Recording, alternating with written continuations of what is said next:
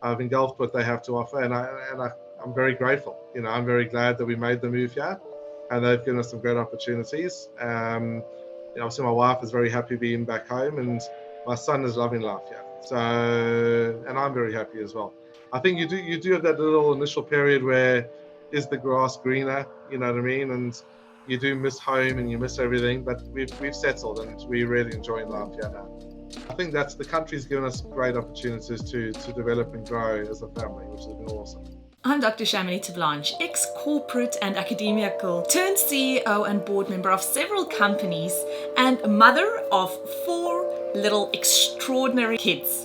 But it wasn't that long ago that I lacked the confidence, the know-how, and the time to focus on designing and really going after the life that I so wanted to live. A life of freedom, of fairness, and of being fair dinkum to who I really was and what I wanted to get out of this fleeting time that we have on Mother Earth. Fast forward to many lessons learned and moving halfway around the world to the most amazing country, you'll see the life that I now live.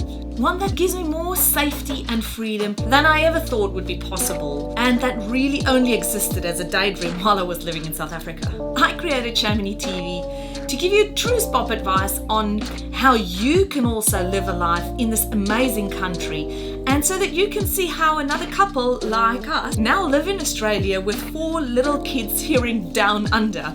And I'll be providing you with step-by-step strategies so that you can make your Aussie dream a reality too. If you're a keen future Aussie who's looking to create a life that excites you and offers you safety, freedom, and opportunity, you have come to the right place, my friend. Welcome aboard.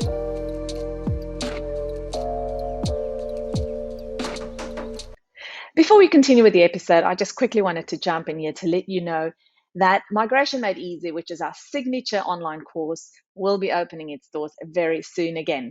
If you are serious about making your way over to Australia as soon as possible and you want to become a part of the best community on the internet, you want to make sure that you are on our waitlist. www.chamonixtv.com.au/waitlist. And we will teach you everything that you need to know in order to maximize your chances to make it to this amazing country as soon as possible. All right, let's jump into the episode. Hi, Neill, how are you? Welcome to CHAMONIX TV. Awesome. Thanks very much for having me. It's great. It's a pleasure. So, Neill, where about in Australia are you based? All right. So I'm based in Queensland. We live on the Gold Coast on the northern suburbs. And I actually work up in the southern suburbs of Brisbane. Okay, so that means a bit of a commute every day. How long does that take you? Sure. Anywhere from 35, 40 minutes to an hour and a half. If there's been an accident, a bit longer. Generally speaking, it's 35, 40 minutes. It's not too bad. Okay. Where are you from in South Africa? So I'm a Durban boy. So family was all ex-Zimbabwe. They moved down when my mom was pregnant with myself, and I was the only one born in Durban, and schooled there and lived there my whole schooling life basically. And then when did you start calling Australia home? Sure, only last year. So January last year. So a bit of history on me. At 18, I went over to the UK. I had 3 years there, returned to South Africa for 2 years, went back for another 14. And then from there, went back to South Africa for 5 years, and then moved to Australia January last year, during the middle of the pandemic, which is a bit challenging. What a journey. Well, you're very well acquainted with moving now, so you might as well just keep on, or is this it? No, Australia is it, although we've had a move within Australia already. So we spent... My wife is Australian, so that was the reason for moving here. We always were going to come here. It was always going to be our final stop. Every time we came on holidays, I used to always say how much I wanted to move. She wasn't quite ready to come home, but she's from Victoria. So we went to... Last year, we spent the whole year in Ballarat, which is a small city west of Melbourne. And it was a good starting point, but it was very cold for me personally, coming from Durban. And obviously through work, I had the opportunity to move up to Queensland, which snapped it up straight away, and we moved up here in January of this year. So already done a pretty big move within Australia. But we're staying put now. We're not going anywhere. So you must feel at home now that you're in, well, almost like Brisbane, because the temperature, the climate's the same as Durban. Very much. So it's nice to have a warm winter again. So yeah, it's good. Loving it. And so your wife is born and bred in Australia? Yeah, she was born in Melbourne. So she lived her whole life in Australia, and then at 24, she went over to the UK backpacking, and we met in London. So 3 weeks into her arriving, we met, and yeah, 16 years later, we still going strong, married, and a little boy. So yeah. Oh wow! How old is your boy? He's 7. So which was also one of the big factors for us moving over to Australia. He started prep last year, or foundation sort of year, and he's in year 1 this year. So a lot of that was one of the big factors for us moving over as well. Absolutely, because as soon as you have children, you start realizing that there's a few other things you need to take into consideration every day. Yeah, 100%. So I mean, he's very fortunate. He was born in the UK, so he's got a British passport, a South African passport, an Australian passport. So he's doing all right for himself. So yeah, he's very lucky. He's very lucky. And how about yourself? So are you still on a partner visa, I'm assuming? So I was able to enter on a partner visa. So during the pandemic, I actually came in on a visitor's visa and wasn't allowed to work for the first 3 months. So as I arrived, I then applied for the partner visa and had to wait for my visitor period to elapse before I went on to a bridging visa. And I was quite fortunate. Within 2 months, I received my permanent residency. So it was quite a quick process for me. So yeah, I was very, very lucky. It was just the only hard thing was I wasn't allowed to work for the first 3 months. But, we were settling into a new country. So there was lots of things to organize with houses and schooling and things like that. So you were the stay-at-home dad, and I was indeed. Was mum working? Yes, she was, and she reminds me every day that she was the breadwinner. So, it's quite interesting. Oh wow! And have the roles now changed? You're now the worker, and she's not, or you're both working? She's still working, but I claim to be the breadwinner again. Tell us a little bit about your job. What do you do, Neill? So, look, obviously, coming from, I was in a family business in South Africa. I was working with my 2 brothers, and we were in the TV industry. And before that, in the UK, I was actually in the property industry. So coming to Australia was starting from scratch again, because you're not known. No one knows who you are. I'm not coming to be a doctor or an engineer or anything like that. I've always been in sales. So you kind of realize you've got to start at the bottom again and build your way up. So I did use those first 3 months to network a lot. And I was very fortunate that putting myself out there and seeing what opportunities there were, I had quite a few different opportunities to choose from.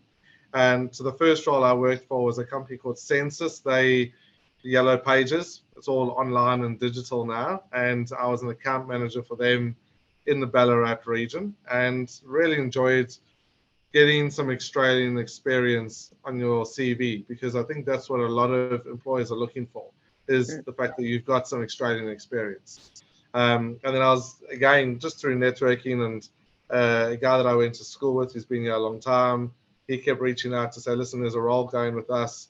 And eventually I said, that's fine, but he offered me a chance to move to Queensland, but I could start in Victoria. And that was very appealing and attractive. So I'm now in the shipping container industry. So I work for the largest wholesaler of shipping containers in Australia. So we have offices in China, Singapore, Indonesia. Our head office is in Brisbane. So that's hence why I moved up here. But we have offices and depots throughout the whole of Australia. So yeah, it was great to get involved in that, and just, new challenge, and it's been really good. I've just done a year with them, and it's been exciting. So why did you choose the Gold Coast and not Brisbane to settle? So when we've come on holidays to Queensland, every single time we went to the Gold Coast, I always said, this is where I want to live. And when I realized that the commute isn't that bad, and to be honest with you, I use it, the time in the mornings is usually, I'll be phoning some of my staff, preparing for the day ahead.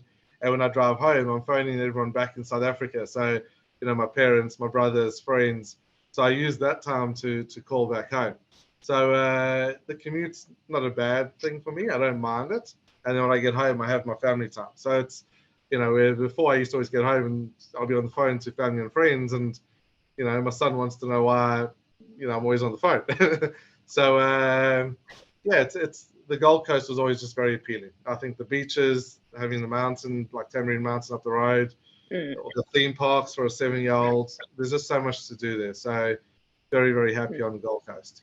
It is indeed very gorgeous, I have to say so myself. I'm not prejudiced at all. the winter weather, the sunshine is great.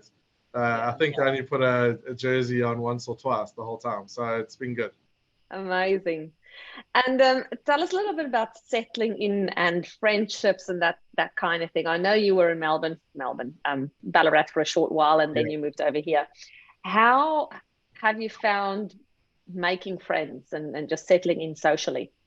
Look, it is one of those things. I know when I read a whole lot of reports before I moved over, it can be quite challenging and all of that. But it actually wasn't that bad at all. And funny enough, in Ballarat, my wife and I started the South Africans in Ballarat Facebook group, and it's amazing that grew quite quickly. And I think we're still on it. There's over 100 people in there, and I didn't think there was that many South Africans living in Ballarat. So we did make quite a few really good friends in Ballarat that were from South Africa. But then I just tried to get engaged with my son's school quite a lot, and through that. He also joined the soccer club. Again, we started meeting a lot of other people as well. So through church, we found a church that we got settled into, and again, we were able to network and build some real good friendships. The hard thing was obviously then leaving Ballarat and then moving to Queensland. Again, you're then starting all over again. But again, we networked through our church, my son's school, through work. We're very fortunate. The street that we live on is in a cul-de-sac, and there's lots of other families with kids the same age as our son. So they're all out on the street riding their bikes and their skateboards and all of that sort of thing. So we've able to really build strong networks with the local community as well, which is nice. So it's not been as hard as I thought it would be, put it that way. Our social calendar is pretty full all the time, which is great. So do you still get to do a bit of a braai or choppies or every weekend? Every weekend. So that's all a potjie. So yeah, it's funny. And all our street, there's no South Africans on our street, so they all wanting to pop over all the time for a potjie or a braai and so on. So yeah, it's pretty good. And do you still eat biltong? Yes, definitely. As I'm sure you're aware, there's a few South African shops in the area, so that's a weekly shop, and it goes into my lunchbox for work and into my son's for school. So yeah. So you do Coles, BWS, the South African shop. Repeat. Pretty much, yes. In that, South African shop, BWS, then Coles. Because you can buy some nice alcohol at South African shop as well usually, so it depends on what you like to drink. You can. So Dan Murphy is also a bit of a preference of ours as well. So, we love Dan the man. Dan has got a great variety of beverages that's really appealing at a good price as well. If you know how to shop in Australia, then Australia is expensive. I don't know. You can tell us a little bit about comparison between the UK and Australia. How do you find the difference in cost of living? I haven't found it that bad at all, because obviously I was UK, then 5 years back in South Africa, and then moved from South Africa to here. And look, meat I found is a little bit more expensive. Obviously alcohol is a bit more expensive itself. Apart from wine and champagne or sparkling wine isn't that bad. But your spirits is obviously a lot more, your beer is a lot more, because I think the Australians do tax quite a bit on alcohol. But I mean, I find normal grocery shopping is not that bad at all. I didn't find it when we arrived, I didn't get a shock to that. So I found it very similar to South Africa, actually. So that's one area that we haven't battled with and thought, oh, it's very, very expensive. Eating out is obviously a little bit more expensive as well. Your restaurants and then activities, if you're going to go to sporting events or concerts or any big events, it does cost quite a lot more.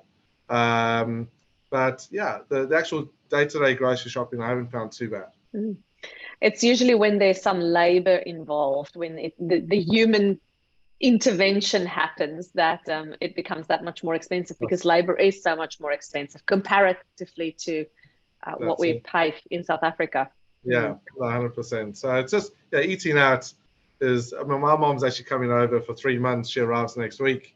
And so she was asking the other day about the costs. And I was just explaining, look, eating out is one of the things that, don't worry, when we go out, we'll pay. we've got dollars. You keep your rands to yourself. So it's all right. Oh, sweet. So she's coming on a tourist visa? Yeah, so she's coming over for 3 months to spend time with us. So yeah, it'll be good fun. Is she going to apply for an H-parent visa?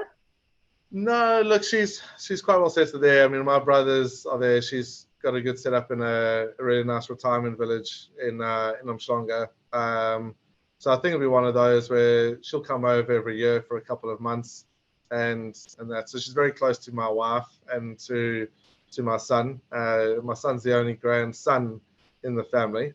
So yeah, she'll just come over every year for a couple of months and enjoy what life we have over here. Yeah, that's beautiful that she can come and do that. So how much family do you have left in South Africa? You mentioned the brother. So my dad, and then my parents are divorced, but my dad's still there. And then both my brothers, they've both got 3 girls each. So all my family is really still there. So it's one of those things. We haven't been back yet since the 2 years or 21 months that we've been here. We will go back on holidays. I've run Comrades once in 2019, so my goal is to go back again to run it again. Wow. So that is on the agenda. So yeah, we'll always go back, and South Africa is still very close to us, to our hearts and all that. And it's always good to go see the family and friends. So you came a year ago to Australia? No, you came a year ago to the Gold Coast. January last year, 2021. Okay, so almost 2 years. Yeah, almost 2 years. Right. And do you feel Australian, British, or South African? I hope there's no British people watching this. I've never really felt British, although I lived there for 17 years. I love the UK. I'm glad I went and did my experience there and spent my time. But no, South Africa will always be my number one. I still support the Springboks and the Proteas and everything. But no, obviously, I think being here now, what's the correct way to put it? I've taken on the Australian life, and I think it's the same as when I went to the UK. I'm in the UK, I must support the UK in what I'm doing. And I did do that, because I'm living in their country and I must live and support their ways. And it's the same in Australia. I've engulfed what they have to offer, and I'm very grateful. I'm very glad that we made the move here, and they've given us some great opportunities. Obviously, my wife is very happy being back home, and my son is loving life here. So, and I'm very happy as well. I think you do have that little initial period where is the grass greener? You know what I mean? And you do miss home and you miss everything, but we've settled and we're really enjoying life here now. Yes. We get that question a lot. Is the grass greener on the other side? Yeah. I guess it depends where you are at when you're looking at the grass on the other side. It's from which side do you look at it? Yeah. But yeah. I think also I've been very fortunate. I've traveled a lot, and also when I was in the UK with work, I used to travel a lot. So I've seen lots of different countries. I've lived permanently in 3 countries, now, and yeah, I'm very grateful for what I do have here, which is great. Can you give us a bit of insight into the differences in workplace cultures between the 3 countries, if you can? Yeah, look, the UK was very fast-paced. It was go all the time. I found South Africa a little bit more laid back. The Friday afternoons with we used to have office bras all the time, which was great, and lots of golf days to go play and but I found that we did work very hard in South Africa, but it was a little bit more relaxed in a sense.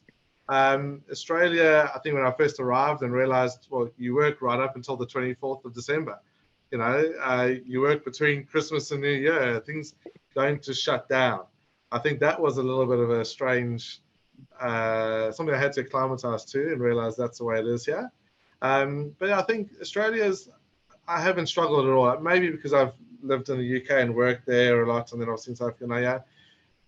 I found the Australians very easy to work with. And there's also a lot more nationalities in Australia now as well. So you are dealing with a lot of people from South Africa, from the UK, and other parts of the world. So yeah, I found it great. I haven't struggled to adapt working in Australia at all. It's been pretty easy going. That's great to hear. It's interesting that you mentioned that the South African setup is a bit more laid back than the British one, because people, I think, would tend to think that South Africans, well, if you're South African, you tend to think that nobody works harder than the South Africans. it's funny, but I think, as I say, we do work. I think wherever we've been, like when I was in the UK, I used to employ a lot of South Africans because I found that everyone would work that much harder. I think in the UK, it's fast paced, and you have your set hours and then you go, whereas South Africa is a little bit more flexible. But I think when we work, our productivity is a lot higher. So you might only work we used to work more 4.5 days a week, but our productivity was a lot higher. But also I found that my way of work also is I don't ever stop, and it's the same as when I was in South Africa. If a client needed to deal with them over a weekend, I would. If it was at 7, 8 o'clock at night, I would just deal with it, and that's just always been the way that I've done things. I've never looked at it as I only work between 8:30 and 5. I will work whenever I need to work, and that's just the way I've done it. So, well, that's how you get stuff done. But even now, it's the same where I am now. I have a lot of clients, they Perth 2 hours behind us. They'll be ringing me. It's 8 o'clock at night, in Queensland, and well, I'll take the call and I'll deal with whatever they need done. So it's just the way it is. And is there anything that you missed from South Africa? It's probably apart from friends and family, because that's a given. But look, there's lots of things I missed. The Drakensberg Mountains, going into the bush, those sort of things, definitely miss a lot. I think I'll miss a lot the Christmas feel, the summer feel, especially in Durban. Those sort of things you do miss as well. And I think Africa is always going to be just part of your heart. You always, whenever I'm seeing stuff on Facebook or social media or on TV of South Africa, you always have that soft spot. When Comrades Marathon took place this year, I missed it because I should have been there to be running, and I missed it. So it's those sort of things I do miss a lot. I had a very good running network there, so we used to always meet to run in the mornings and stuff like that. Trying to think of foods. The thing is, you can get a lot of the South African foods here now, so you don't really, we found some really good places to get our boerewors and that as well. So you don't really lose out, if you know what I mean. Yeah. You can get everything here.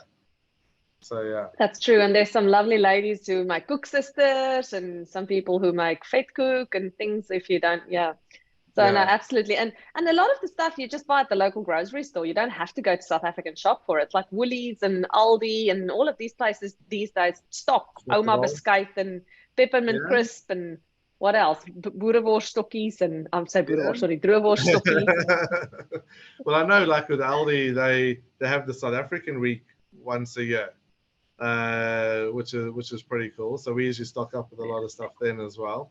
And like you say, you can buy your Nando sauces and all of that in the supermarket. So there's, from a foods perspective, you can get whatever you need. And I still miss my Stoney's ginger beer. So at the South African shops, I'm always getting my Stoney's ginger beer.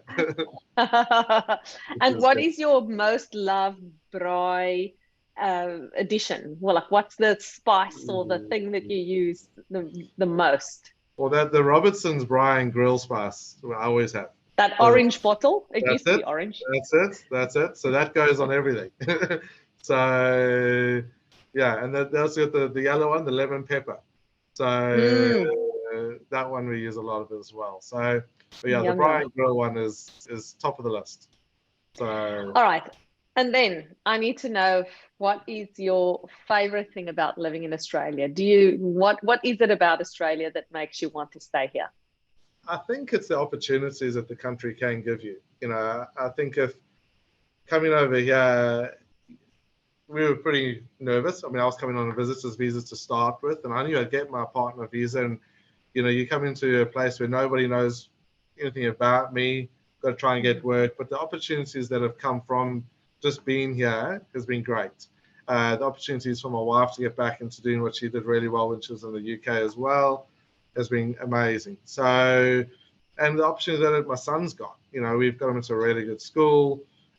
He's made lots of friends.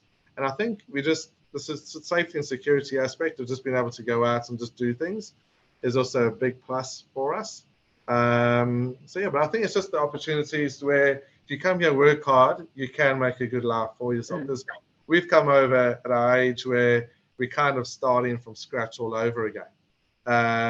You know, but we're able to build a nice life for ourselves. And it's, if we look back over the 21 months, what we arrived with and where we're at now, it's actually, we do look back and go, wow, we've actually achieved quite a lot, you know. So I think that's, the country's given us great opportunities to develop and grow as a family, which has been awesome. It's a very good point that you make, because it's very easy to just look at everybody around you and go, oh, look how much they've got, and I don't have that much necessarily, until you realize, if you look back, that this is where you've come from, and they probably did not come from that same background. So you have just progressed so much. Yeah, you're totally right. I mean, I play a lot of indoor cricket, and you know, all the guys there, most of them are all Australians, and you're chatting, they've been here their whole life, and they've got a couple of houses already, and they're doing this and doing that, and you go, oh, that's what I want, and you get frustrated because you feel like you should be at that level. But if I actually look back, you know, we can't complain. As a family, we've worked hard, but been able to enjoy some nice holidays and go and see nice parts of Australia.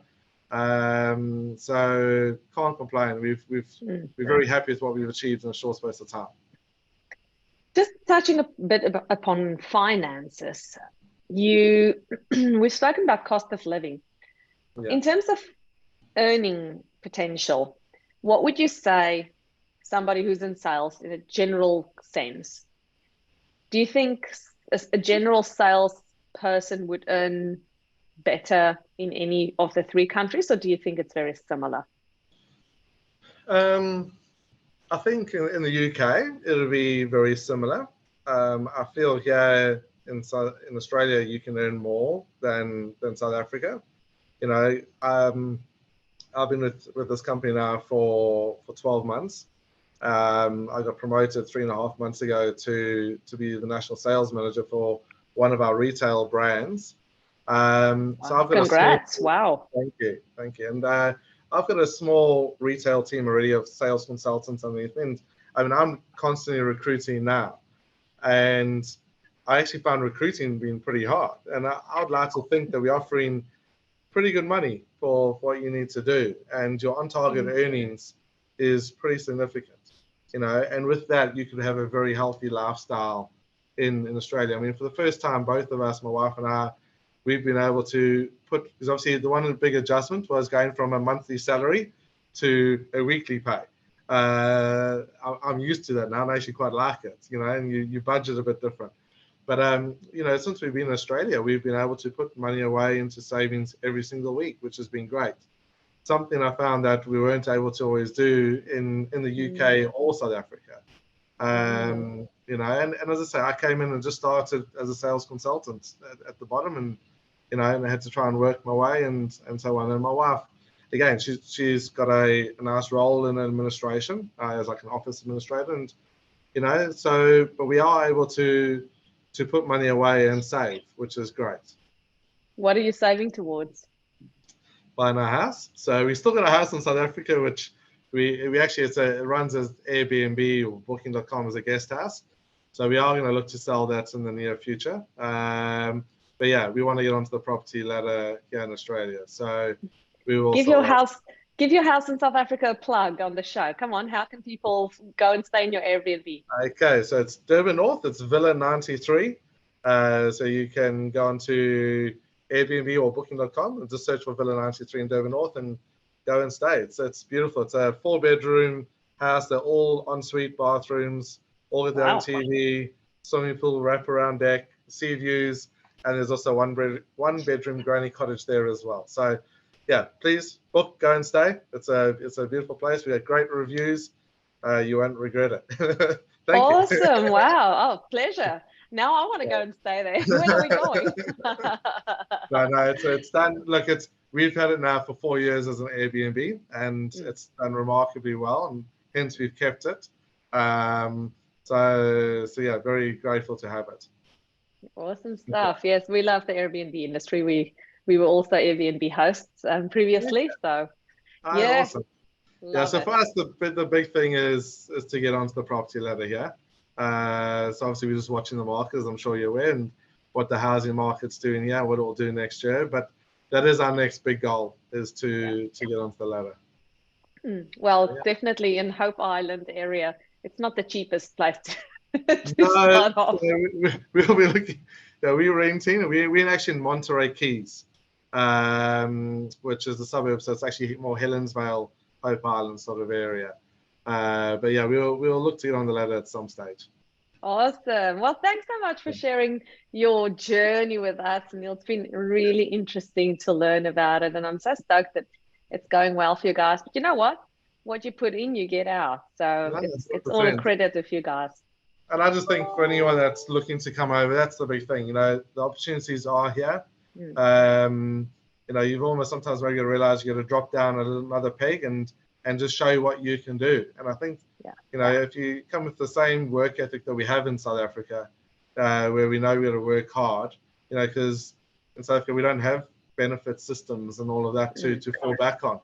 So I think we've always had that different work ethic. And I think if you come here and show what you can do, opportunities do arise. You know, and if anyone is looking for work, we do have opportunities where I am. Reach out. And what do they entail? So I'm looking for sales consultants to come and join our team. So there's no cold calling. There's warm leads that are generated from us. So all the marketing's done on our side, and it's basically we do sales and leasing of shipping containers throughout the whole of Australia. We do modifications. So we build accommodation units, site offices for different construction sites. You name it. We work with everything from the big mining companies all the way down to just somebody that's looking for a container for storage on their property as well. So it's very varied as to what we do. So yeah, you and I will have a bit of a chat about that, because I'm interested. Not in the job in buying a container. No, that's good. So yeah, as I say, the role is there'll be your basic pay. It's, you know, your full-time employment. There's your super on top, and then obviously the commission and bonus structures.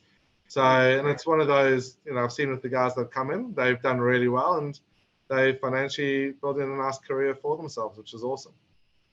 Great stuff. Well, everybody, I hope that you have heard that there's lots of job opportunities in Australia. If you are watching this from elsewhere outside of Australia, you can make a plan, hopefully, and come and join us in this wonderful country. And if you're already living the dream in Australia, reach out to Neill, because he's going to help you and teach you on how to be such a great sales consultant as he has done, and just be able to build a lovely life for yourself. Awesome. Thanks so much for sharing your time. We appreciate it, Neill, and we will talk again soon. Thanks a million. It's lovely. Thanks a lot. Thanks, you too. Bye. Thanks for watching today's episode. I really hope that you enjoyed it. If you want to find your dream life faster and land your Aussie job sooner, Migration Made Easy, our signature online course, is the place to be for you. Hop onto chamonixtv.com.au/waitlist to make sure that you know when our doors do open the next time. Thanks for coming back each week. And I hope you hit the subscribe button so that you are notified whenever we have a new episode. All right, my friend, I'll see you in the next one. Goodbye. All right, so thank you so much for joining me today. If you had fun, please remember to hit that subscribe button, and then it'll make sure that you never miss a thing. I'll see you same time and same place next week. Bye for now.